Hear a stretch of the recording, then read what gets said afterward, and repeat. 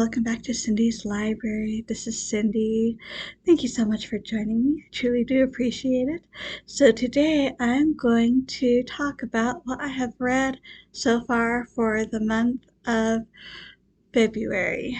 It's been a very good month so far, so let's talk about it. Let's see. The first one, I think I just put up a review for this one, is this Fantastic Beasts, The Secrets of Dumbledore, the complete screenplay by J.K. Rowling and Steve Kloves. So you can go to the full review, which I will link below. I'll remember to do that. But short story is Grindelwald's up to his machinations. Dumbledore sends Newt and friends to stop him. Fantastic beasts are involved. And yes, we do learn some of the secrets of Dumbledore, just like it says here. And I quite enjoyed it. I think, well, I haven't seen the movie, so I can't judge based on that. But just based on the story itself, I think I enjoyed this one more than The Crimes of Grindelwald. So I wanted fantasy and I got it. So I also read Owen Barfield's This Ever Diverse Pair. So this, we have a couple of things going on here. Owen Barfield in real life was forced to be a solicitor for many years because he can't make a living for some time in academia or writing or anything like that. And could have done folk dancing like he did for a while, but I don't think that paid very well. It was mostly a summer type thing. And as you get older, that limits you. You're become more limited in being able to do that as well. So he got stuck as a solicitor for many years. So in here we get many depictions of the legal world that Owen Barfield was so familiar with. But we also have two characters. Let's see here if I can find it. We have a preface and foreword, so that is all interesting. Let's see. You have Bergen and Burden, and they both kind of inhabit the same body. Bergen was the original. He is the creative one, the one who wants to spend his time writing and imagining, and he is the one who is witty and connects with people. Burden is the one who is serious, who is a good solicitor, who is responsible. And I guess technically they were once the same person, but now they have split. And so they kind of share time in the same body. But the longer they do that, the more they're getting frustrated, which makes perfect sense because when this was written, Owen Barfield was unfortunately about as frustrated with his life being stuck as a solicitor as he ever was. So, there's some philosophical parts in here. I'm not sure I get all of them. Some beautiful parts, especially, is it the great attorney, the great solicitor? That is a beautiful description. He also describes the different types of attorneys or solicitors. He also has a chapter purely devoted to C.S. Lewis, which is great. So, not quite sure what I think about it, but it was interesting. Owen Barfield always gives you that. Room with a view. We have the young Lucy. I say young, she's probably around 18-ish. Visiting Florence with her older and proper cousin Charlotte as chaperone. Meets a bunch of people, including Mr. Emerson and George, who are not quite the thing, being of a lower class, but Lucy is intrigued by George. Things happen in Florence, and then Lucy ends up back in England, of course, eventually back at her home. And she runs into Mr. Emerson and George again. In fact, they move into the neighborhood. So this is a love story. I should have loved it. I only liked it, and I'm not quite sure why. I mean, type of story I like. I have nothing to say about the quality of the writing or anything like that. It's E.M. Forster after all. Maybe Forster, or at least this book, isn't just for me. So might have to try a couple others of his eventually.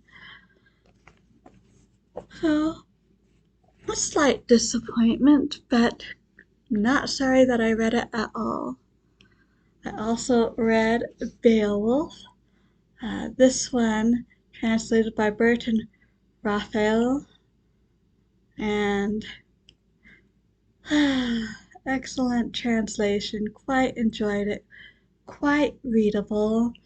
He doesn't use archaic words. He also doesn't use super modern words. It's just the story. I also appreciate how translations can be tricky, especially poetry, but at the very least, everything on one line in the original Old English is on that exact same line in the translation. So,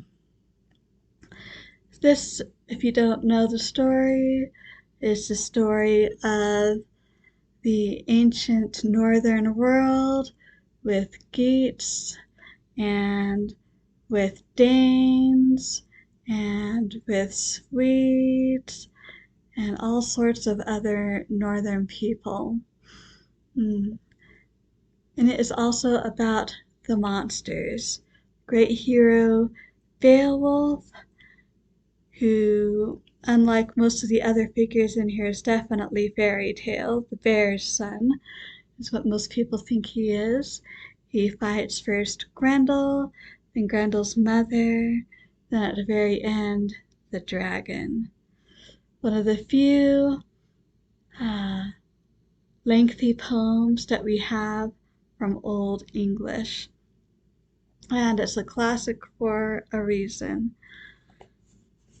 Quite enjoyable. I also read The Fine Art of Reading by David Cecil. So David Cecil was one of the Inklings, I believe, and he has a lot of good notes in here.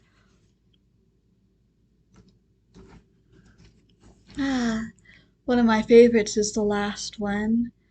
For insofar as they have expressed their spirit in the harmony of a true work of art, they have opened the eyes of the soul to a sight of that divine and flawless essence, whence it springs and for which, while its unquiet exile on earth endures, it is immeasurably homesick.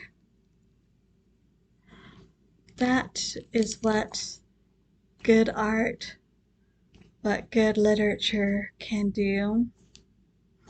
So quite enjoyed reading this little volume. Let's see. I also read The Daughter of Time by Josephine Tay. Our hero, Inspector Grant, he is laid up with a broken foot. And so, to help pass the time, a friend brings him some pictures somehow of, I guess some might be actual pictures, as in originally pictures taken by a camera. Most are paintings, portraits, because Inspector Allen enjoys uh, that type of thing and he has a bit of skill. But the one that draws him is the portrait of Richard III. And so that sparks a bit of an investigation as to whether Richard III really was the wicked uncle he is portrayed, whether he really did kill the two princes in the tower. Loved, loved, loved this. I have a full review. Try to remember to link it down below. So let's see. I also read The Rivals by Sheridan for Bev Regency. This is the story of a bunch of young love.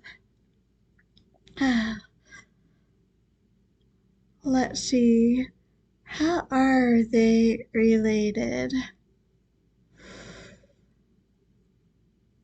I think maybe one is a brother of one of the gals, or at least the gals I know are best friends practically. In any case, you have our main young lady. She seems to be the younger, maybe not quite so experienced. She goes by contraries.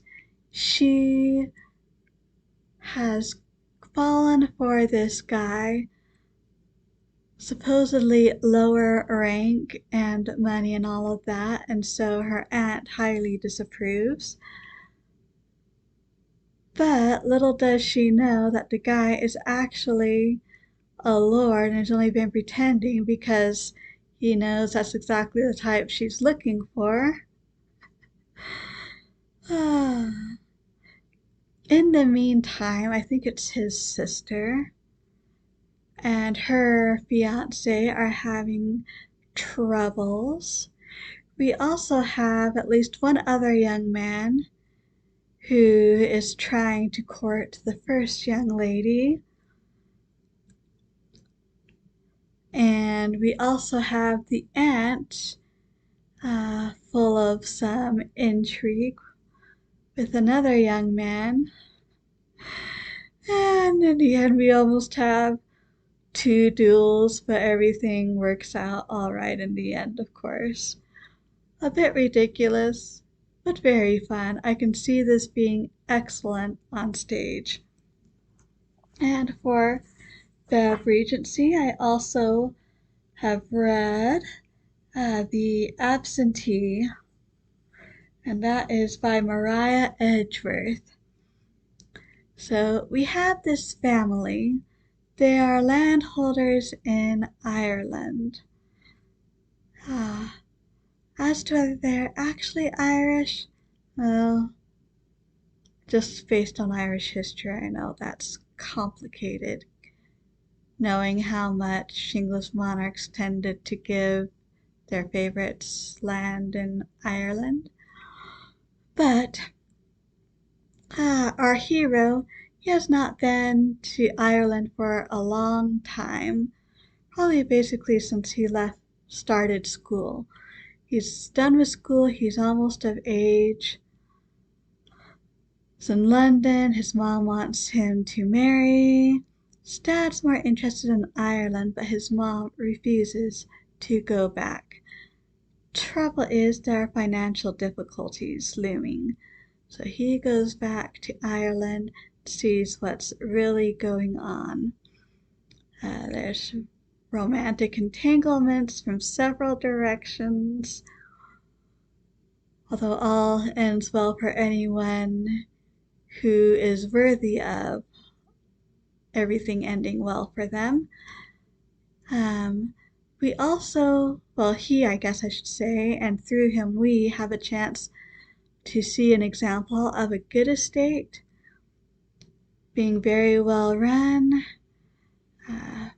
and a bad estate that's basically being drained purely for the agent, who's not even giving the master everything that he should, I should say. Hence the financial problems in London. I absolutely loved this one, and so glad I read it. I wasn't sure if I liked Regency or Georgian authors, besides Jane Austen, of course, but I did like reading Evelina. I forget who that is by. Not by Maria Edgeworth, though. She's Frances Burney, that's right. I did like that one when I read it years ago. Well, listened to it years ago. But Camilla last year, I can't say that was a favorite. But The Absentee, that was very good. Quite enjoyed it. So, that is my February so far.